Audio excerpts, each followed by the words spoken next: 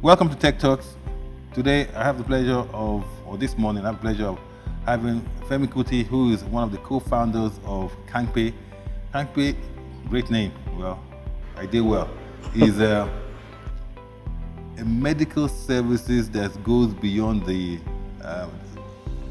normal doctor-patient, but I'll allow Dr. Femi to actually tell us more about it. So, welcome to the show. Thank you very much for having me. Kangpe, so I did well. I want to I want to be well. I did Kangpe. Yeah. So what's the difference? What's Kangpe's value proposition? So that's a great question. First of all, it's basically a service that allows people to ask questions from verified doctors using their mobile phone 24 hours a day. So you have a medical issue at whatever time of the day, pick up your mobile phone, type in your question. You can attach pictures, you can attach voice notes, you can upload test results, etc. And then you're guaranteed to get an answer from a verified medical doctor, typically within 5 minutes. About 95% of our questions are answered in 5 minutes, at most 10 minutes. So that's basically what the service is. I think what makes us different from a lot of other similar services are... So hold on, before you go. Sure. So health is like banking, it requires there's a lot of trust in there. Yes. Right? You're trusting someone with something that is valuable to you. So why does this work? That's a good question. And I think that there are a couple of things actually. The first thing is the way our system is set up. So first of all, the reason it's easier to trust something if you know that the person on the other side doesn't know who you are. So one of the good things about our platform is that it's completely anonymous. So we don't ask for your name, we don't ask for your personal identifying details. So because we don't have that information, people are a lot more open to share a lot of the things that they have, a lot of the issues that they have. I think the other thing is we've consistently built a brand that confirms to people that our doctors are verified. So if you're speaking with a doctor on Kangpe, you know that this doctor is a real human being. He's not some bot or he's not some, chemist somewhere in the middle of some nowhere just answering your questions. So I think those are the two main things that foster trust. And then after a while, as people use it more consistently, they're able to, and they get good value for the good service, they're able to, trust us a lot more and share that trust with other people. So how long has this business been on? So we launched a very scrappy beta version back in late 2015. Okay. So yeah, late 2015 was when we started this project. So where are you? So you're not only in Nigeria. So the service is live in about 4 countries. Okay. So you can use Kangpe in Nigeria, Ghana, Kenya, and Rwanda. Same name? Yes, same name. So do they understand Kangpe in Ghana or Kenya? I think they just love Nigerian music and they just follow it. I think it's part of the fact that there's a great obsession with like Nigerian culture pretty much everywhere. I think Kangpe is pretty similar. There's Pidgin English in Ghana as well. For Kenya and Rwanda, there's there's probably a Nigerian name. So, and I think there are a lot of companies that build their brand around their name, and the names just didn't really mean anything, but they gave that name a meaning. So we sort of took that tack. So define so has it been successful? Well, so what are the numbers? I think I would say that we're on the path to success. Okay. That's the way we look at things is I don't think we see success as an endpoint.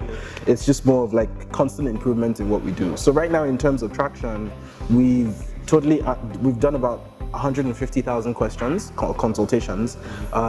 We have over 100,000 people registered on the platform. We have 750 doctors signed on from around the world. So you're the biggest hospital in Nigeria. Pretty much, yes. Exactly. That's the way of defining it. Yeah. So in a way. So you're doing questions now. So what's the next step? So how do you keep innovating the service? So I think that there are 3 key things that we're looking at over the long run. And I think the first thing is just improving the stability of the service that we have right now, maybe finding ways to cut down the time. People think that 5 minutes to get a response is fantastic. We're constantly trying to find a way to make it even shorter. If we could get you an answer in 30 seconds, we would love to do that. So we're working on technology to make that better. The second thing is video. And let me describe it as like bandwidth optimized video. So I think one major reason why we started with text was because of the bandwidth issues that you have in a lot of places in Africa. So we wanted it to be available.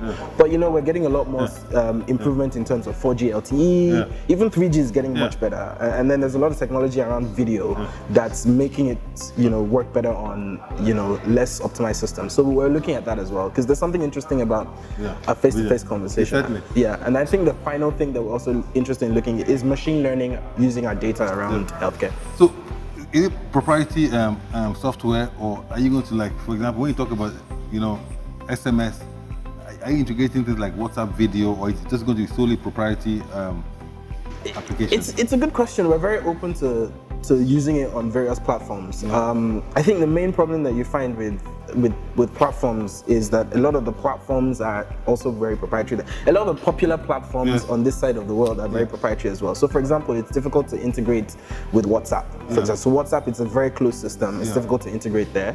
I think the only place that it's relatively easy to integrate with, but it's quite popular, is Facebook. And we have a great relationship with Facebook already. Facebook actually helped us to reach the countries that we did on the Facebook Free Basics program, which was fantastic. But yeah, we're open to it as the technology opens up. So how do you make money? I mean, how do you keep this platform sustained? and then how are you going to create more awareness? Well, I think it's such a fantastic, very quick, I mean, it's first aid, but I don't think this is the first time I've heard of it. So how are you going to create that awareness, and how are you going to fund it?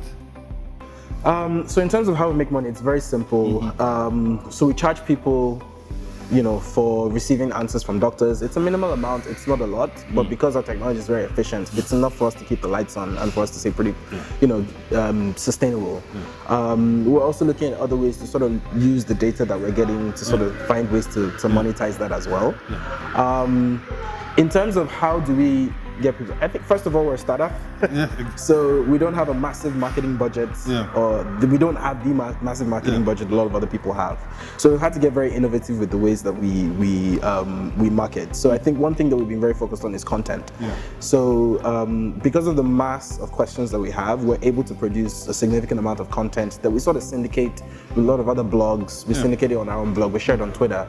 And we expect that people hear about us from there. And then people just, you know, we build such a good experience for people that they're willing to share it with someone else. So it's not strange to have a conversation between two people. I have a headache, what can I do? And then the person, oh no, go ahead, use CanPay. A lot of our users actually coming to use the service through that way. I mean, 150,000 questions, that's you know,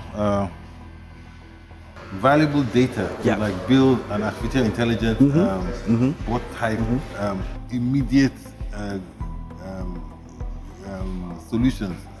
So I think you're thinking about developing that area. The more questions you have, and the more answers you provide, the more intelligent the system becomes. Exactly. So Nigeria is, so you know, like health is one of the biggest. It's a global problem. How do countries manage to provide health welfare for their people? So and this is an interesting area, especially. So are you working with states, or talking to governments, or talking to agencies that are interested in health welfare in Nigeria, health infrastructure in Nigeria? But this could certainly fit into one of the options. That's a great question. So I think the strategy that we took was it's very difficult as a small company to be able to have a conversation with people who are, you know, larger and, you know, are more established. So what we did was let's create the credibility, start what we have, and then build something that people can. So when we're going forward to have those conversations, we're in a much better position. I think right now we're gotten to the point where we have built that credibility and we have built, you know, that traction.